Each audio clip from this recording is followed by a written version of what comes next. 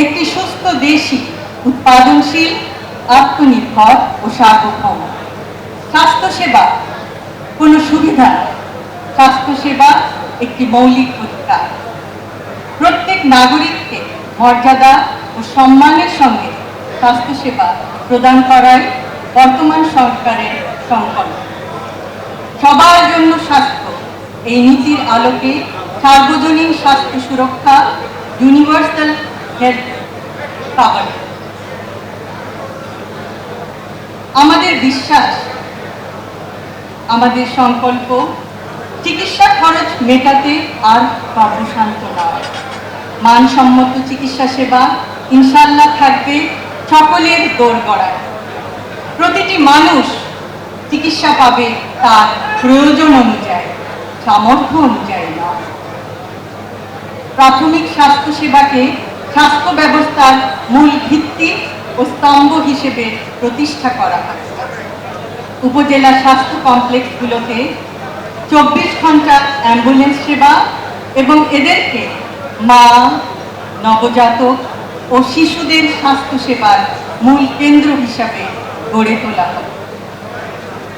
জাতীয় অ্যাম্বুলেন্স পুল ও জরুরি সেবা নেটওয়ার্ক স্থাপন, যেন সময় মতো অ্যাম্বুলেন্স না পেয়ে আর কোনো মানুষ তার জীবনে শেষ নিঃশ্বাস ত্যাগ না করে। 24 ঘন্টা রোগী পরিবহন ও জরুরি সহায়তা পাওয়া যায়। মেডিকেল শিক্ষা ব্যবস্থাকে আধুনিক এবং যুগোপযোগী করার জন্য সরকারি মেডিকেল কলেজ ও স্নাতকোত্তর ইনস্টিটিউট সমূহের উজ্জ্বল বিশেষ গুরুত্ব আরোপ করা।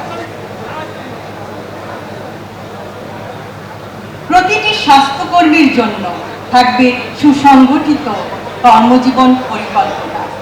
Nurse, midwife, paramedic, medical technologist, community health worker প্রত্যেকের আলাদা কেরিয়ার কাঠামো এবং পদোন্নতি ও পদায়ন হবে যোগ্যতা ও কর্মদক্ষতার। স্বাস্থ্যসেবা প্রদানকারীর নিরাপত্তা নিশ্চিত করা হবে। চিকিৎসা বর্জ্যের নিরাপদ ব্যবস্থাপনার ব্যাপারে সচেতনতা সৃষ্টি, উৎসের পৃথকীকরণ, নিরাপদ পরিবহন এবং আধুনিক প্রযুক্তি ব্যবহারে অগ্রাধিকার দেওয়া হবে। পরিকল্পনাগুলি বাস্তবায়নের জন্য সকলের আন্তরিকতা, নিষ্ঠা, সহযোগিতা অতীব প্রয়োজন। আমরা যারা বিশেষায়িত মেডিকেল শিক্ষায় শিক্ষিত, সংকল্পবদ্ধ হয়ে নিশ্চয়ই আপামর জনগণকে পূর্ণাঙ্গ স্বাস্থ্যসেবা কিছুটা হলেও নিশ্চিত করতে পারবে।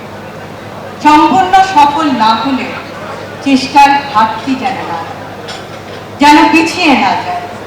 করব কাজ, করব দেশ, সবার আগে বাংলাদেশ। পরিশেষে আমি ডক্টরস অ্যাসোসিয়েশন অব বাংলাদেশের সকল সদস্যকে আন্তরিক ধন্যবাদ জানাই আজকের এই সুন্দর ইফতার মাহফিল আয়োজন করার জন্য, এবং বলতে চাই doctors association of Bangladesh Bangladesh চিকিৎসক সমাজের গৌরব। সকলকে ধন্যবাদ।